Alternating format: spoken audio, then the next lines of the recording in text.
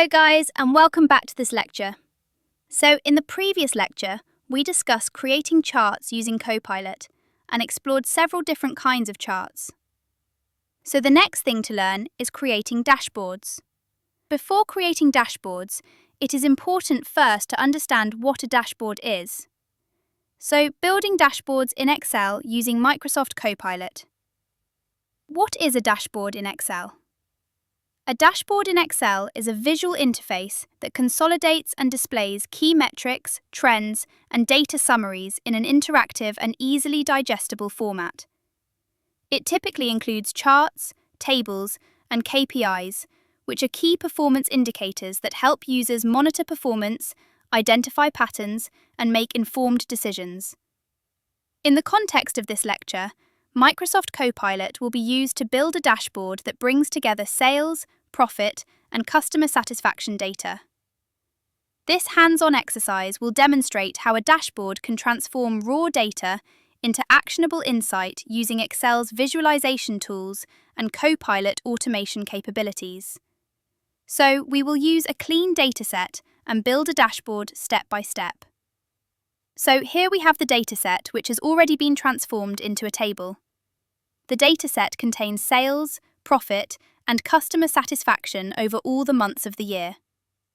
So first, we ask Copilot to calculate the different KPIs. So let's do that. Prompt was added. Calculate total sales, total profit, and average customer satisfaction from the datasheet. So these are the key performance indicators we want to calculate. Let's send the prompt. So here's the output. It adds up total sales and profit to show the overall sales and total profit across all months in the table. So we have this formula for it, and we can even see the explanation. So this is an update. It has been updated. We have average customer satisfaction. It calculates the average customer satisfaction percentage across all months. And we also have this. So we don't want it here, but we want it to be added in the dashboard here. So what we are going to do is take the different formulas and paste them here. Let me just do it. So if you can see here, the different modifications have been made. You can see here. Here we have the KPIs. So we move on to the next. So now the next chart has been added for the different charts. Create a line chart showing sales in USD by month and place it in the dashboard shape under Chart Area 1. This is actually a difficult prompt, but we are going to see if it is able to do it. If it is not able to do it, we are going to do it the other way around. So let's send it. So you can see that it doesn't give the opportunity to add it directly here on the dashboard.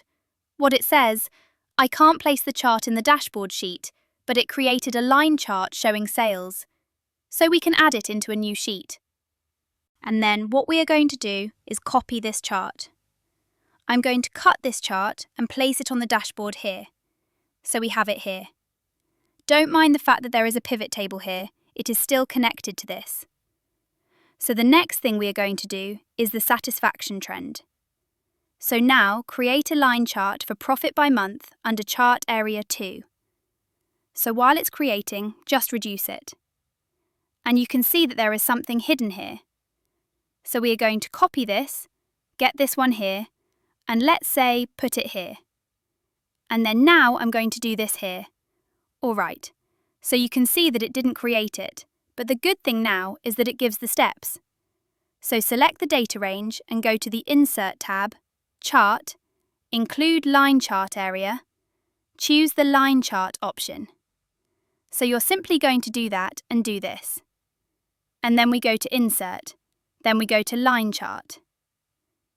So the next thing we want to do is the customer satisfaction. Alright, so create a line chart for customer satisfaction by month. Let's see. Alright, we have a mistake here. Maybe we will have to move to the web version to continue this. So we are back on the web version, and you can notice that the last row, 14, was removed before continuing, and the columns were added back. So let's send it. Alright, so the only thing left to do is add it into a new sheet. So as it adds to a new sheet, what I'll simply do is take this and cut it here and add it to the dashboard. Now, it needs to be explained that for this one, it worked correctly because there are only 12 data points, since the x-axis data was not specified. So it works well because there are only 12 of them, and these 12 numbers work quite well. But we need to always make sure that everything is done correctly. And for this, you can see that everything is always good. The customers are pretty much satisfied. So that said, I hope you actually gain a lot of insight on building dashboards.